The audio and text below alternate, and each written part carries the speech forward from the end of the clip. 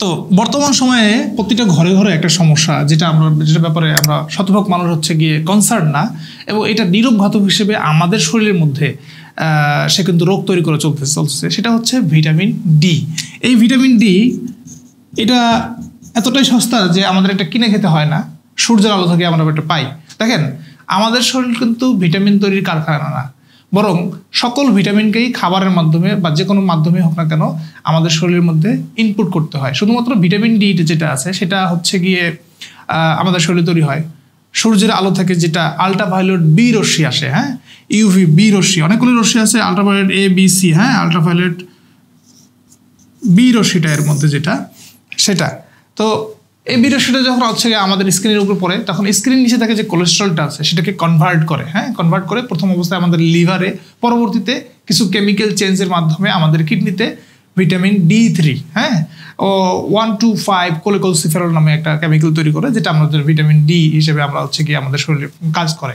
তো এই ভিটামিন ডির কমতিটা বর্তমান সময়ের মধ্যে সব থেকে বেশি। আমি যদি 10 জন রোগীকে ভিটামিন ডির পরীক্ষা দিই, তাহলে 10 জনের মধ্যেই দেখা যাচ্ছে ভিটামিন ডির ডেফিসিয়েন্ট লেভেলে আমরা পাই।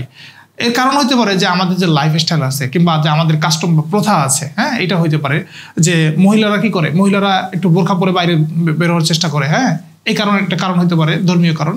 আর পুরুষদের ক্ষেত্রে দেখা যাচ্ছে তাদের যে অফিস টাইমটা আছে সেটা 8টা-5টা অফিস টাইম, কিন্তু ভিটামিন এই আল্ট্রাভায়োলেট বি রশ্মি যেটা, সেটা মোটামুটি হবে সকাল 10টা থেকে, এর আগে পাওয়া যাবে কিছুটা কম, মোটামুটি 10টা থেকে 2টা, আর একটু যদি এক্সটেন্ড করি তাহলে 4টা পর্যন্ত এটা পাওয়া যাবে। তো এই সময়ের মধ্যে তো পুরুষরা বাইরে থাকতেছে না, বা অ্যাক্টিভভাবে যে 25 থেকে 30 মিনিট সূর্য আলো পোহাইতে হবে, হ্যাঁ, এই পোহানোটা হয় না। এই কারণে কিন্তু ভিটামিন ডি ডেফিসিয়েন্সি হয়ে যাচ্ছে। ডাক্তার হিসেবে আমরা হয়তো অনেক কিছুই বুঝি, অনেক সায়েন্স সিমটম দেখে বলতে পারি যে এই লোকটার হয়তো ভিটামিন D3 বা ডি এর সমস্যা হতে পারে, কিন্তু রোগী হিসেবে আপনি কিভাবে বুঝবেন যে আমাকেও ভিটামিন ডির পরীক্ষাটা করা উচিত, বা হচ্ছে আমার শরীরের মধ্যে ভিটামিন ডির কমতি হয়েছে কিনা? বেশ কয়েকটা লক্ষণ যেটা আপনি চাইলে নিজেই খেয়াল করতে পারেন। প্রথমত হচ্ছে ঘুম থেকে ওঠার পরে যদি মনে হয় যে শরীরের সেই ক্লান্তিবোধ, শরীরের সেই অবসাদ বোধটা এখনো আছে, মানে ঘুমটা ভালো হচ্ছে না, তখন আপনাকে বুঝতে হবে যে হয়তোবা আমার ভিটামিন ডি বা ডিতে হচ্ছে পরিবর্তন, মানে সমস্যা হয়ে গেছে, লেভেলটা হয়তো কম আছে। কিংবা ঘুম থেকে ওঠার পর দেখলেন যে আপনার মাসেলগুলো ব্যথা করতেছে, জয়েন্টটা ব্যথা করতেছে, হ্যাঁ, বিভিন্ন রকম জয়েন্টের হতে পারে সেটা, সেক্ষেত্রে কিন্তু মনে করতে হবে যে ভিটামিন ডিতে আমার কোনো ঝামেলা হচ্ছে কিনা। আরেকটা বিষয়, ভিটামিন ডি কিন্তু আমাদের ইমিউনিটি বা রোগ প্রতিরোধ ক্ষমতা বাড়ায়। কখন যদি খেয়াল করেন আপনার বারবার সর্দি কাশি হচ্ছে, হ্যাঁ, কিংবা ব্রণ হচ্ছে, কিংবা হচ্ছে কি বিস্ফোরা বলে এদেরকে, মানে শরীরের যে কোনো জায়গায়, হ্যাঁ, এরকম ভাবে ফোড়া হয়, একটা ভালো হয়ে যায় আবার একটা হয়, ঠিক আছে, প্রচুর ব্যথা হয় কিন্তু, তো এই ধরনের ফোড়া আমার বেশি বেশি হচ্ছে, তখন বুঝতে হবে কি আমার শরীরের রোগ প্রতিরোধ ক্ষমতাটা কিছুটা হলেও কমে গেছে। তো রোগ প্রতিরোধ ক্ষমতা বুস্টিং এর দায়িত্ব হচ্ছে ভিটামিন ডির। সেই ক্ষেত্রেও আপনাকে মনে করতে হতে পারে যে আমার শরীরে কি ভিটামিন ডি লেভেলটা কমে গেল কিনা। আরেকটা বিষয়, ভিটামিন ডির যে প্রভাব, এটা কিন্তু সাইকোলজিক্যাল যেমন আছে, ফিজিক্যালও যেমন আছে। তো সাইকোলজিক্যাল লেভেলে কিছু পরিবর্তন করে, যেমন খুব আগ্রহ নিয়ে একটা কাজ শুরু করলেন, কিন্তু মাঝ রাস্তায় গিয়ে আপনি হচ্ছে গিয়ে আগ্রহ হারায় ফেললেন, আমি আর ইচ্ছা হচ্ছে না, হ্যাঁ, এরকম সমস্যা হয়। হঠাৎ করে মন খারাপ হবে, অকারণে মন খারাপ হবে, হ্যাঁ, এবং ফিজিক্যালি আপনি নিজেকে বেশ দুর্বল মনে করবেন। বিশেষ করে দিনের একটা সময় গিয়ে দেখবেন যে আপনার এনার্জি লেভেলটা কিছুটা কমে যাচ্ছে, মানে হঠাৎ করে ড্রপ করে ফেললো, মানে নিজের কাছে নিজেই অবাক মনে হবে যে আমি তো আসলে একটা 30 বছরের ছেলে বা হচ্ছে যুবক, কিন্তু ফিলস লাইক যে 60 ইয়ার্সের একজন মানুষের মতো মনে হবে। এবং হয়তোবা এই কারণটা নিয়েও আপনি দুশ্চিন্তাগ্রস্ত হইতে পারেন যে আমার শরীরের এনার্জিটা কেন যেন দিনের একটা পর্যায়ে যায় কমে যাচ্ছে। এই কারণগুলো যেগুলো আপনি দেখতে পারেন, আপনার নিজের মধ্যে খেয়াল করতে পারেন, যদি কখনো খেয়াল করে পান তাহলে অবশ্যই নিজে থেকে যে কোনো ডায়াগনস্টিক সেন্টারে গিয়ে, অবশ্যই কোয়ালিফাইড ডায়াগনস্টিক সেন্টার হইতে হবে, ওখানে গিয়ে আপনি হচ্ছে ভিটামিন ডি লেভেলটা, হ্যাঁ, আমি লিখে দিচ্ছি, এই পরীক্ষাটা করবেন, ডি লেভেল টেস্ট, এই পরীক্ষাটা করবেন। এই পরীক্ষাটা করার পরে আপনি বুঝতে পারবেন যে আপনার ওখানে রেফারেন্স ভ্যালু থাকবে।